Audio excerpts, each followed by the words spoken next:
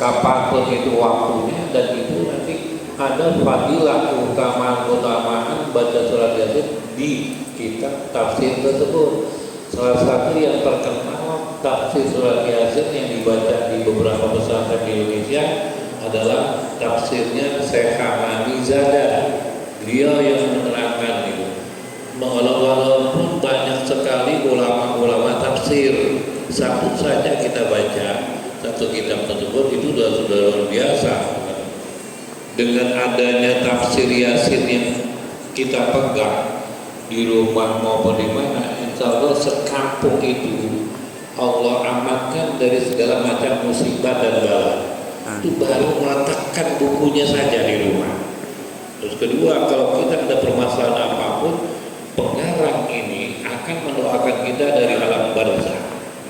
Pengarang kitab Yasin dan kitab apapun saja.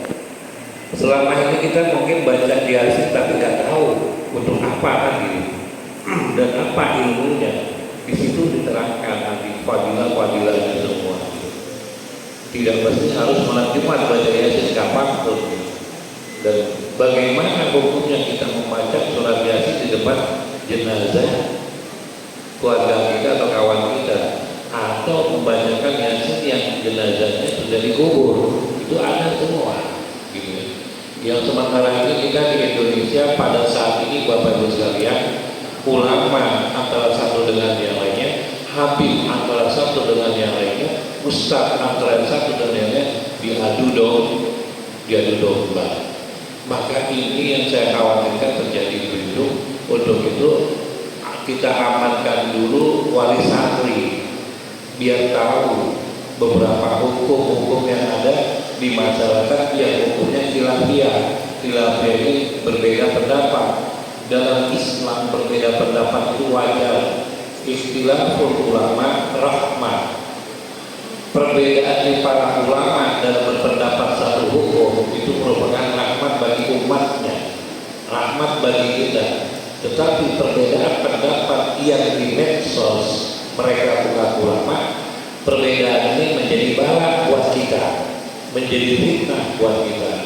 Akhirnya orang yang nggak pernah ngaji ngetik di HP medsos mengutuk dan menyalahkan ulama, ini yang luar biasa.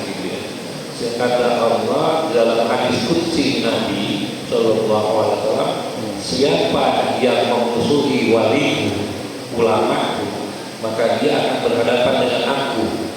Allah yang berkata, siapa yang memusuhi waliku atau ulamaku, aku umumkan perang dengan dia. Ini yang kita khawatirkan. Sekarang ini perbedaan pendapat di medsos banyak sekali, akhirnya kita diadu domba. Pertama saya khawatir yang diadu domba komunis yang tidak punya agama, kita diadu domba. Tadinya tidak bermasalah, akhirnya sekarang booming viral di medsos tersebut. Orang biasa berani menyalahkan dan mengutuk habib, orang biasa berani menyalahkan ulama. Padahal dari dulu yang namanya perbedaan pendapat ada dan sudah ada. Dari zaman Rasulullah sudah ada. Rasulullah pernah melakukan seperti itu, tapi sahabat sudah melakukan, itu ada. Nah, untuk itulah kita khawatir jangan sampai terjadi seperti itu. Anak-anak kita di sini kita ajarkan semua kegiatan yang ada di masyarakat. Mulai dari bilang hari tahlilan, mereka harus hafal tahlil. Begitu dibutuhkan oleh masyarakat, dia bisa tampil, bisa membantu.